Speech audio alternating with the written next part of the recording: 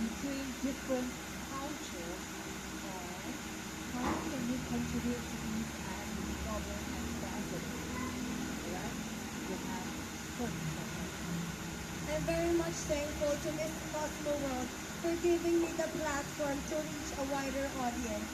And I will create and organize cultural programs to foster connections and promote mutual respect to different